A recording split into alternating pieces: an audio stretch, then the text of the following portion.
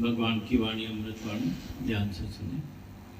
भगवान बोलते हैं लक्ष्य यही रखो कि मेरा दिमाग खाली रहे। बात बहुत छोटी सी है पर बात बहुत बड़ी है। हमारा दिमाग खाली रहता ही नहीं और हमको लक्ष्य रोज का बनाना है, रोज सवेरे सोचना है, यही लक्ष्य बना के रखना है कि मेरा दिमाग खाली रहे।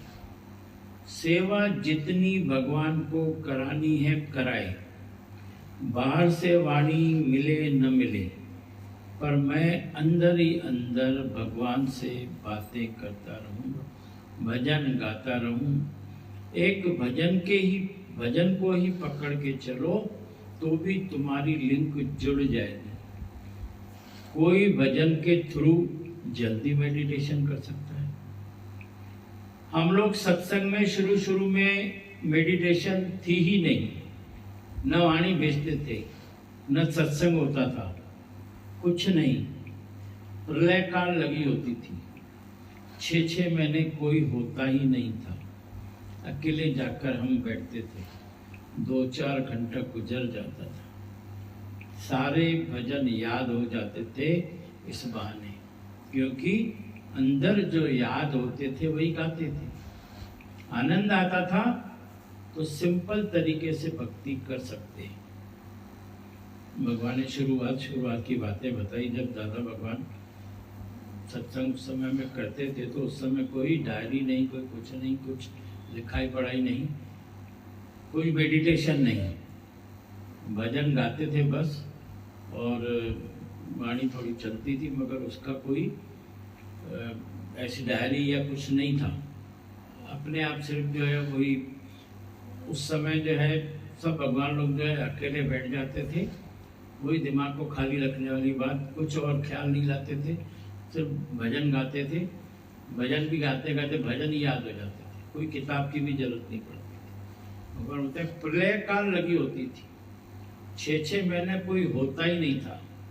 अकेले जाकर हम बैठते थे, 2-4 घंटे यूं ही गुजर जाते थे, सिर्फ भजन की लाइनों को गुनगुनाते रहते थे। तो फिर सारे भजन याद हो जाते थे इस बारे, क्योंकि अंदर जो याद होते थे वही गाते थे, आनंद आता था। तो सिंपल तरीके से भी भक्ति कर सकते हैं। ये भी एक बहुत सिंपल तरीका है कि हम अकेले में बैठे और भजन गाएं और भगवान को याद करें। भगवान कहते हैं इससे भी जो है आपकी लिंक लग जाएगी, फिर धीरे धीरे आप मेडिटेशन करो। अगर मन को मारना नहीं आता है, जबरदस्ती ख्यालों को रोकना नहीं आता है, तो पहले से ही उसको भजन की ऐसी लाइन पकड़ा दो या ज्ञान की एक लाइन पकड़ो कि भगवान मैं तेरी शरण में हूँ, भगवान मैं तुझ में समा जाऊँ, कि भक्ति होती रहे और लिंक जुड़ी रहे। मेडिटेशन हम करते हैं तो जनरली हमारा जल्दी ध्यान लगता नहीं है। तो भगवान बोलते हैं शुरुआत में नहीं होता है तो फिर क्या करो, उसकी जगह उसको बोलो कि भजन गाओ, भजन में लिंक जुड़ जाती है ना। या फिर भगवान ने बोला वाणी की लाइन पकड़ो कि भगवान मैं तेरी शरण में हूँ, भगवान मैं तुझे में समा जाऊँ, भगवान माफ कर, मेहर कर। ऐसे भी बोलते रहोगे तो क्या होगा, भक्ति होती रहेगी और लिंक जुड़ जाएगी। तुम कोशिश भी नहीं करो पर वो एक लाइन बहुत हेल्प करेगी। कोशिश भी करने की जरूरत नहीं है, सिर्फ आप लाइन को जो है, जो लाइन भगवान ने बताई कि भगवान मैं तेरी शरण में हूँ, भगवान मैं तुझ में समा जाऊँ, उसको बिल्कुल भाव से आप करते रहोगे तो भगवान बोलते हैं आपको कोशिश करने की जरूरत नहीं पड़ेगी कि ख्याल मेरे को नहीं आए, अपने आप ख्याल गुम हो जाएगी। वो लाइन आपको बहुत हेल्प करेगी, वो आपे ही तुम्हारे पीछे पड़ी रहे। जैसे हनुमान ने राम राम राम इतना सिद्ध किया, सूरदास ने भी सिद्ध किया, कबीर ने भी सिद्ध किया। सूरदास ने खाली रा बोला तो 100 जनों की लिपस्टिक उतर गई। सूरदास ने खाली रा बोला तो 100 जनों की लिपस्टिक उतर गई। वो लोग ऐसे चमत्कार देखते थे। जब भी चमत्कार होता है तो किसी ने भक्ति की है तो फल निकलता है, तो फल निकलता है। चमत्कार जब भी होता है जब कोई ऐसा वक्त मिलता है, तभी चमत्कार होता है, तभी जो है उसका फल दिखता है। उसने जीवन में एनर्जी इकट्ठी की होगी, उसने बातें कम करके भक्ति की होगी, तो वो काम कर रही है। हमको भी ध्यान रखना है कि बातें कम करना है। बात करने से क्या होता है, हमारी एनर्जी ड्रेन हो जाती है। जो हम एनर्जी ले रहे हैं अभी यहाँ पे सत्संग में आके, बाहर निकल के अगर हम बातों में अपना समय खराब करते हैं तो क्या होता है, वो एनर्जी अपनी ड्रेन हो जाती है। अगर नहीं हम बातों में लगे हैं, सिर्फ जो यहाँ से निकल रहे हैं तो जो लाइन पक्की करके जा रहे हैं उसी को हम निध्यासन कर रहे हैं, चिंतन मनन कर रहे हैं, निध्यासन कर रहे हैं, तो फिर वो एनर्जी हमारी इकट्ठी होती जाती है।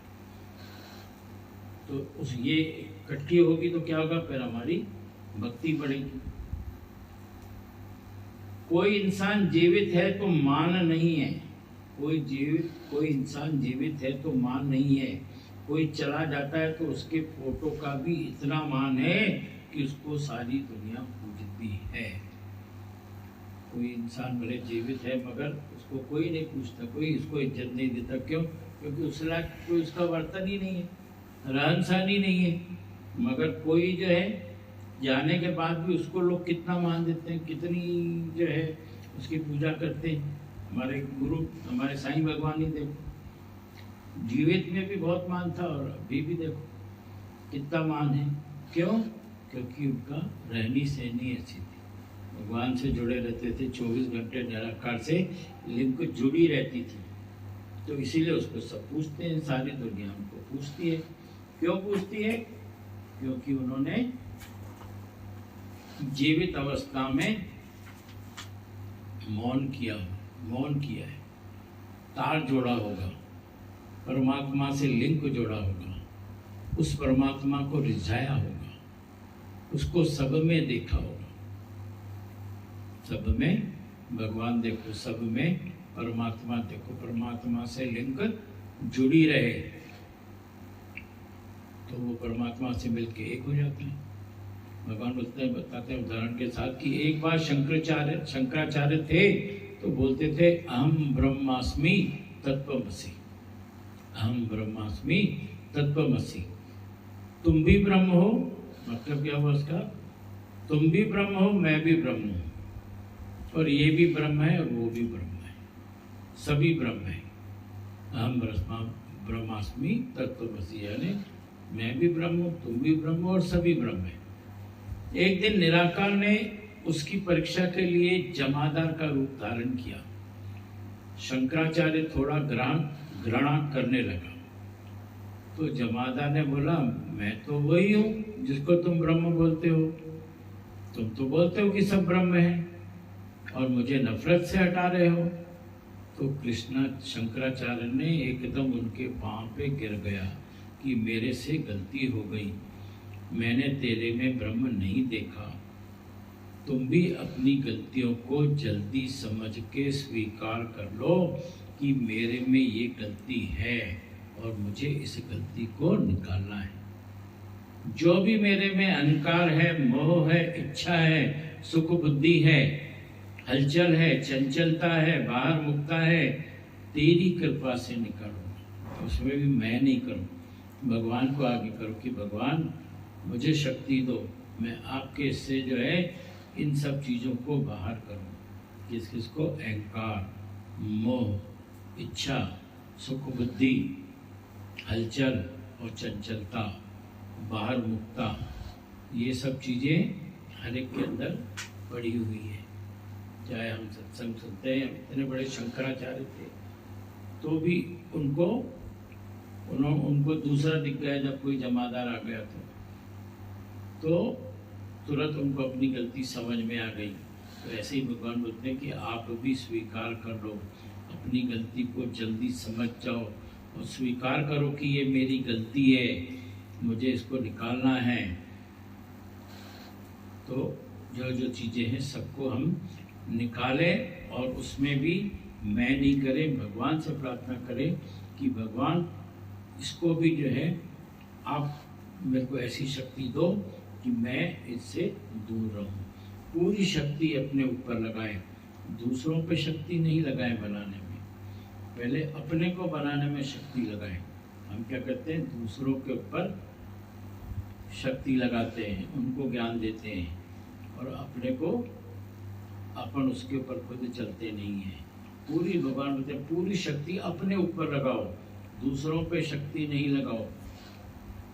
ज्ञान ज्ञान बांटना नहीं है ज़्यादा, ज्ञान अपने में पहले लेना है। हम लोग क्या करते हैं, पहले बांटते हैं। जब तक तुम अपने अंदर निराकार से नहीं चलते हो तब तक तुमको क्वेश्चन आएगा। जब तक अंदर से हम निराकार से नहीं चलेंगे तब तक प्रश्न आएंगे ही आएंगे। निराकार से क्यों नहीं चलते, क्योंकि मैं करते रहते हैं। हमको हर बात में निराकार को आगे रखना है कि भगवान तूने कराया, थैंक यू, तूने कराया, शुक्राना शुक्राना, सब जो क्या करण करावन तू ही तो जो है तब तुम्हारे अंदर फिर कोई क्वेश्चन, कोई प्रश्न आएगा ही नहीं। फिर तुम पूछोगे ही नहीं कि मैं क्या सेवा करूं, मेरे को तो सेवा नहीं है, मेरा शरीर यूजफुल नहीं हो रहा है। ये इस टाइप के सब ख्याल आते हैं। तो उसके लिए हमको क्या बताया भगवान ने कि जो भी आप काम कर रहे हो, जो भी कार्य कर रहे हो, उसके आगे निराकार को लगाओ। हरि ओम।